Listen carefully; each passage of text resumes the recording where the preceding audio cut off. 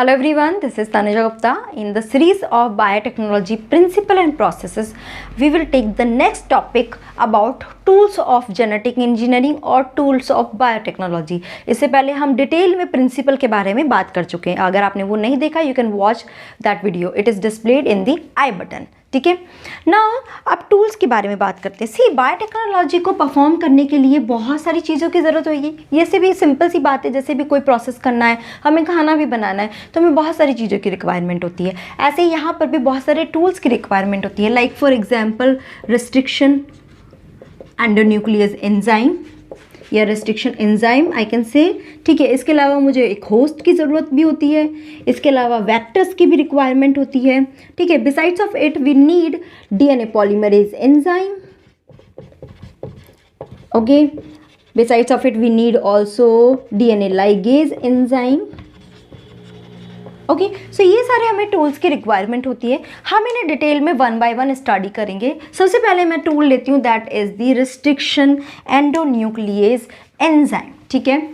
चलिए इसके बारे में बात करते हैं. सबसे पहले in 1963 what happen to scientist Linn and Arber. ठीक है. फाइन. इन्होंने डिस्कवर किया किसके अंदर, बैक्टीरियम के अंदर, that was the E coli. इस बैक्टीरिया के अंदर ये देखा, this bacteria has the ability to resist the attack और द प्रोपगेशन ऑफ वायरस. और वायरस क्या? बैक्टीरियोफाज. ठीक है. वायरस को हम क्या बोलते हैं? बैक्टीरियोफाज.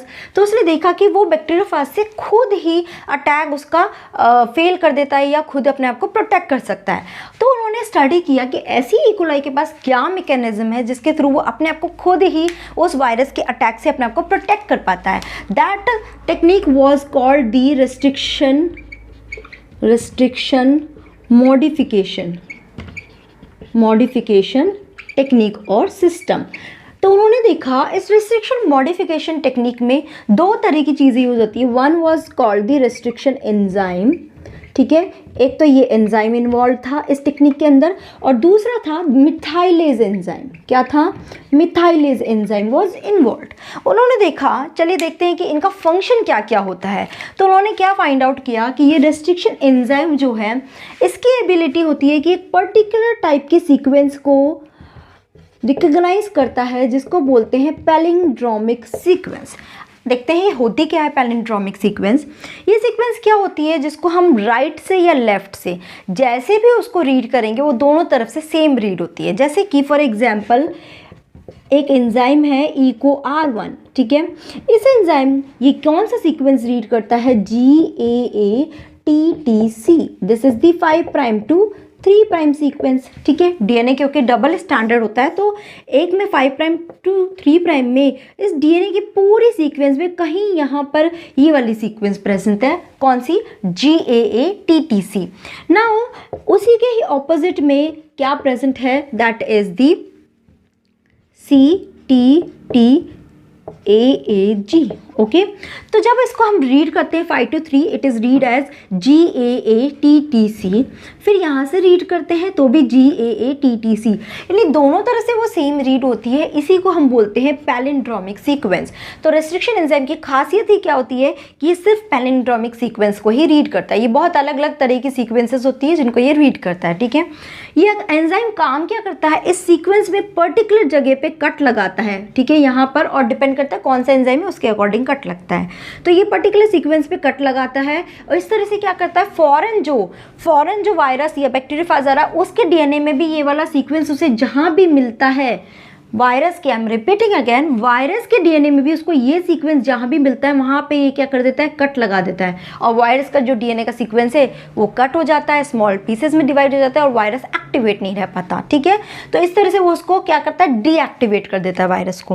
फाइन. डीएक्टिवेट तो उसने कर दिया. अब नेक्स्ट क्वेश्चन क्या अराइज होता है कि जो होस्ट सेल है, वायरस तो बाहर से आ रहा है, बस होस्ट सेल के पास के डीएनए में भी तो ये सीक्वेंस प्रेजेंट हो सकती है. ये तो कहीं भी प्रेजेंट हो सकती है. राइट.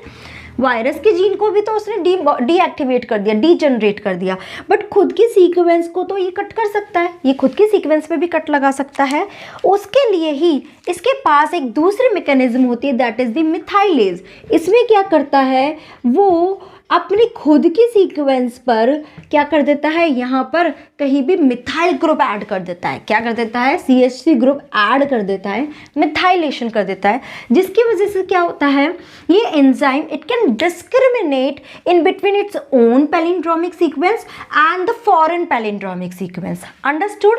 खुद की और बाहर की दोनों के सीक्वेंस में डिफरेंशिएट करता है on the basis of presence of methyl group. तो ये दो मॉडिफिकेशन सिस्टम के बेस पे जो इकोलाई है it was able to degenerate और stop the propagation of bacteriophage. तो उन्होंने देखा कि चलो इस वाली ही टेक्निक को क्यों ना हम यूज़ करें फॉर आर बायोटेक्नोलॉजी पर्पस। तो ठीक है, उन्होंने फिर क्या किया, इसको और डिटेल में स्टडी किया रेस्ट्रिक्शन एंडोन्यूक्लियस एंजाइम को, और उसके बेसिस पे उन्होंने क्या किया, bacteria, the first restriction endonuclease enzyme which was isolated from a bacterium called the E. coli bacterium। तो सबसे पहले उन्होंने एक रेस्ट्रिक्शन एंजाइम आइसोलेट किया। किससे आइसोलेट किया? ई कोलाई से आइसोलेट किया, और उस रेस्ट्रिक्शन एंडोन्यूक्लियस एंजाइम का नाम था EcoR1। ठीक है, क्या होता है इसका डिटेल था, that is the Escherichia coli RY13। Okay, इसमें देखिए फर्स्ट जो नेम है, इसका फर्स्ट सिंबल जो है that was taken from the genus, ये जीनस से लिया जाता है।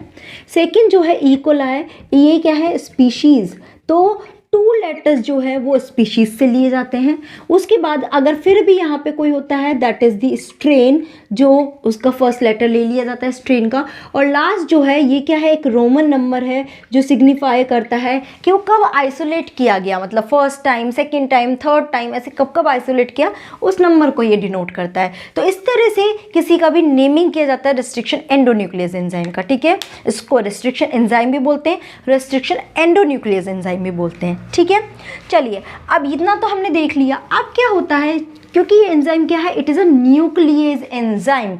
न्यूक्लियस एंजाइम का मतलब ये क्या करता है, न्यूक्लियोटाइड पे अटैक करता है, और क्या करता है, जो शुगर फॉस्फेट बॉन्ड बैकबोन होती है, क्या होती है, शुगर फॉस्फेट। सी, इसके लिए आपको थोड़ा सा डीएनए का नॉलेज होना ज़रूरी है, नहीं तो ये थोड़ा सा आपके लिए डिफ़िकल्ट हो सकता है। तो बेटर कि पहले एक बार डीएनए का आप वीडियो ज़रूर से देख ले। सी, डीएनए में क्या होता है, यहाँ पे जो बैकबोन होती है वो किसकी बनी होती है, शुगर फॉस्फेट की, और उसके बीच में बॉन्ड भी होता है। तो ये क्या करता है, न्यूक्लियोटाइड पे अटैक करता है और शुगर फॉस्फेट बैकबोन को कट करता है। ठीक है, नाउ हम देखते हैं कि ये रेस्ट्रिक्शन एंडोन्यूक्लियस जो एंजाइम होता है, रेस्ट्रिक्शन एंजाइम सॉरी, ये 2 तरह का होता है। One is called the exonuclease, ठीक है, and another is called the endonuclease enzyme. ठीक है, चलिए देखते हैं इन दोनों में डिफरेंस क्या होता है। एक्सो एंड एंडो, अगर हम इसको देखें तो इससे हमें पता चलेगा एंडोन्यूक्लियस एंजाइम क्या करता है कि सपोज ये कोई सीक्वेंस है, कोई भी, सपोज मैं यही लेती हूँ GAATTC, ठीक है, यहाँ पे हो गया CTTAAG। तो ये क्या करता है, उस सीक्वेंस के एंड्स पे कट करता है। क्या करता है, इस सीक्वेंस के यहाँ पर एंड्स पे कट करता है। ठीक है, this is called the exonuclease outer side, outer one. और यहाँ पे क्या करता है, एंडोन्यूक्लियस में ये क्या करता है, GAATTC, ठीक है, फिर यहाँ 3 प्राइम 5 प्राइम CTTAAG, और यहाँ पे क्या करता है, उस सीक्वेंस के अंदर कहीं कट लगाता है लाइक दिस।